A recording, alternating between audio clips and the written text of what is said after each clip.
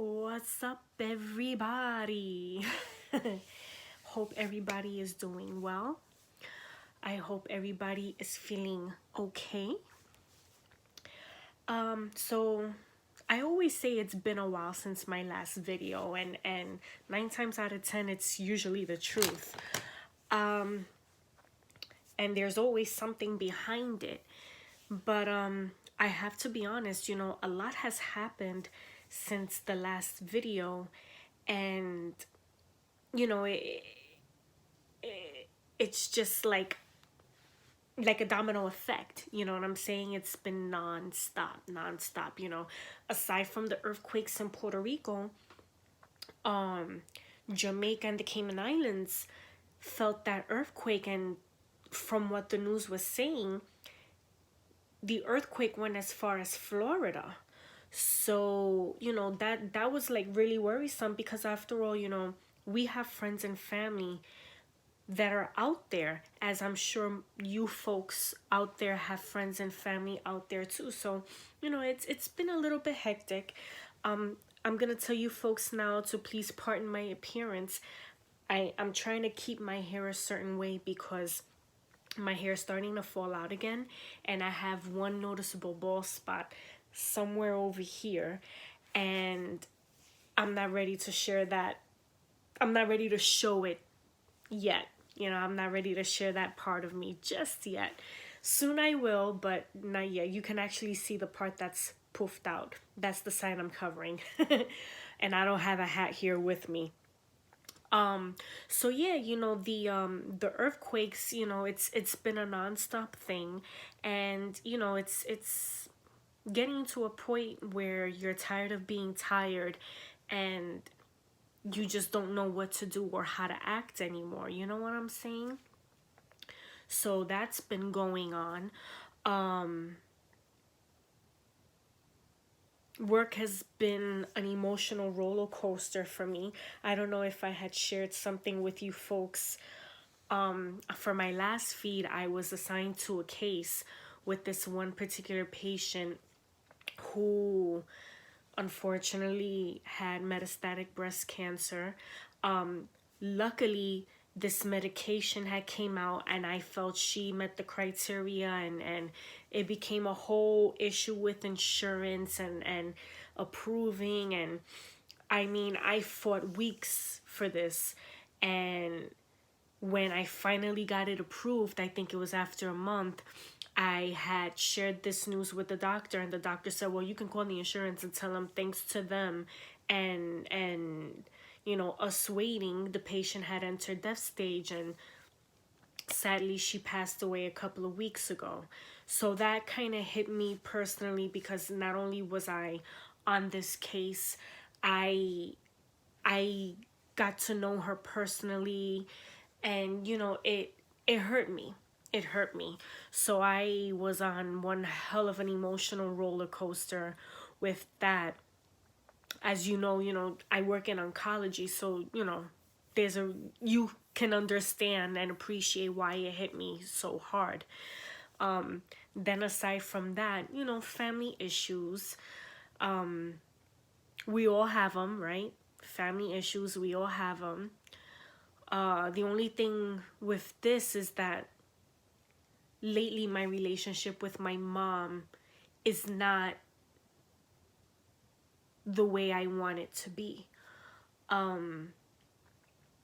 Lately my mom and I are really distant, and it hurts because, granted, I have other siblings. I can talk to my other siblings. I have my father, but at the end of the day, there's nothing like having your mom there.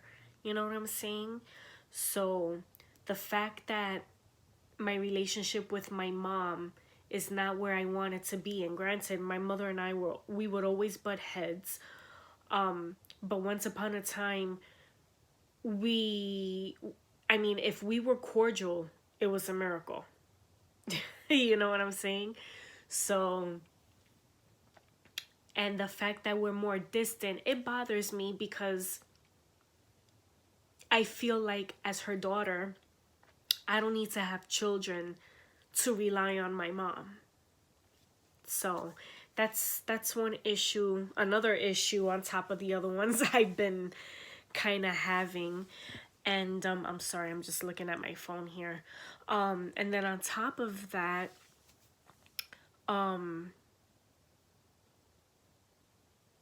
what made my situation with my mom that much worse was the tragic death of NBA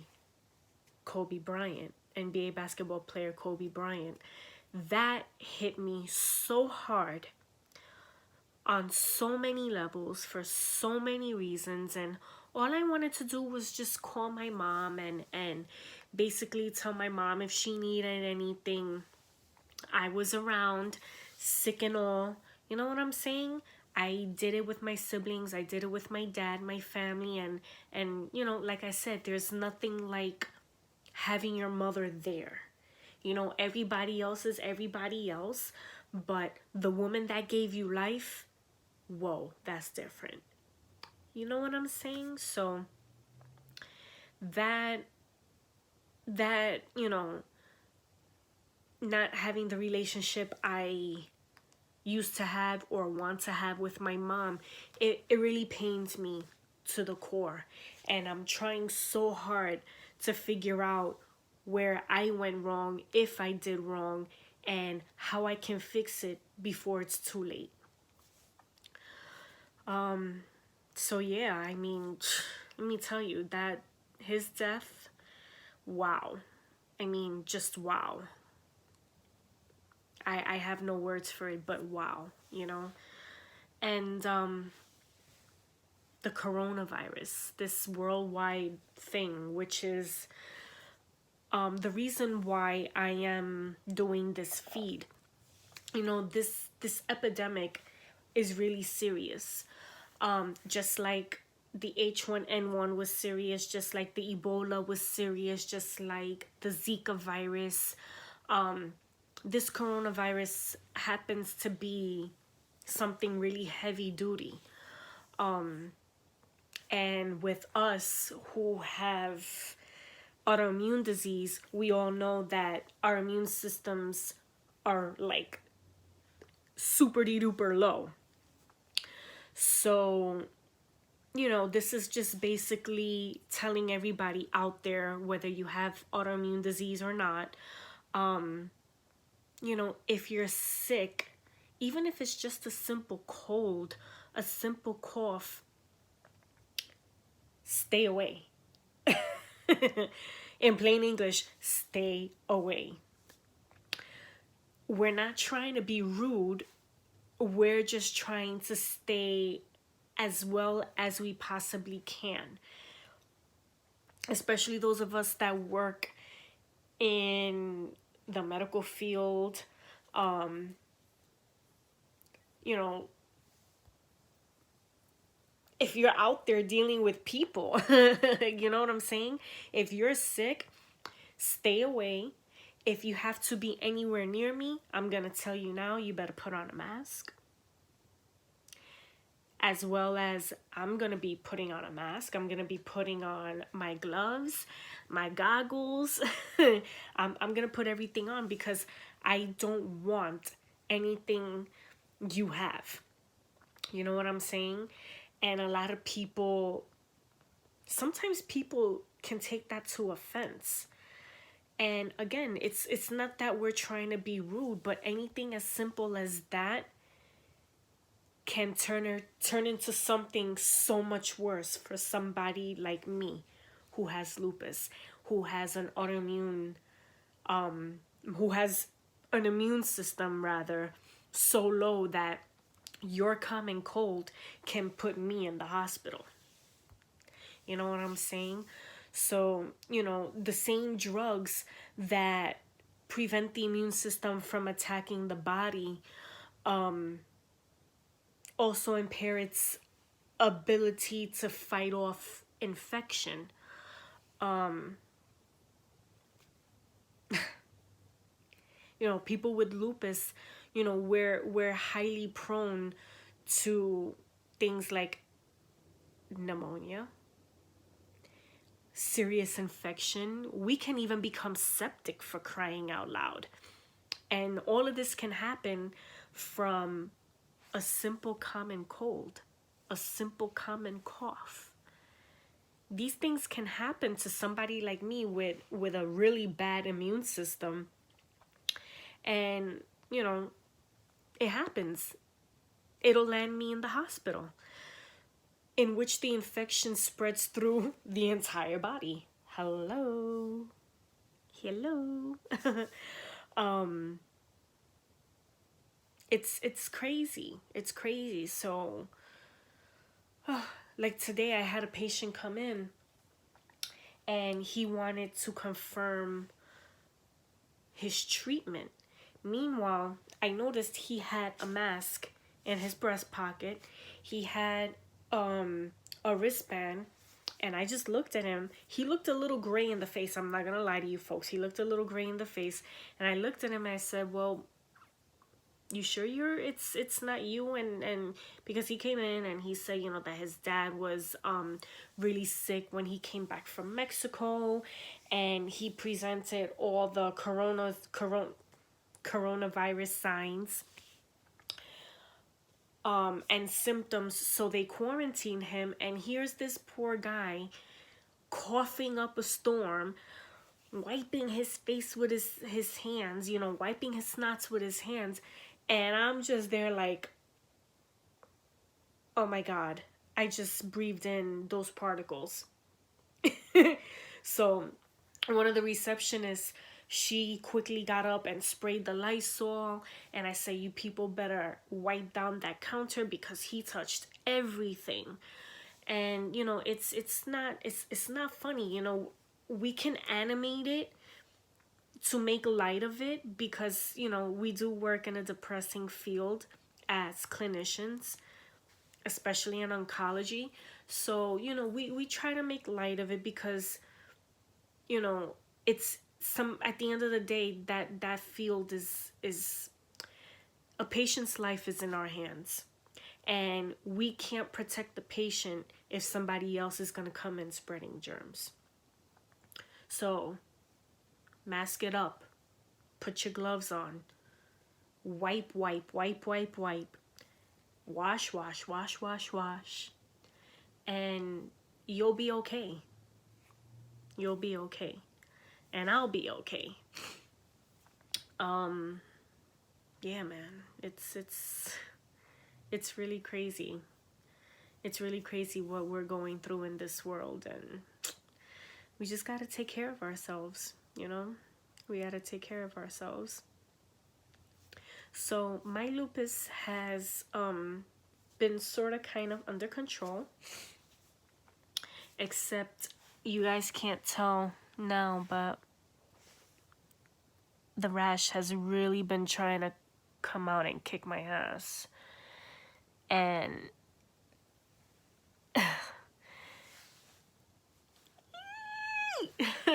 I've been taking the steroids, I've been on my medicine, so I'm doing everything in my power to prevent that.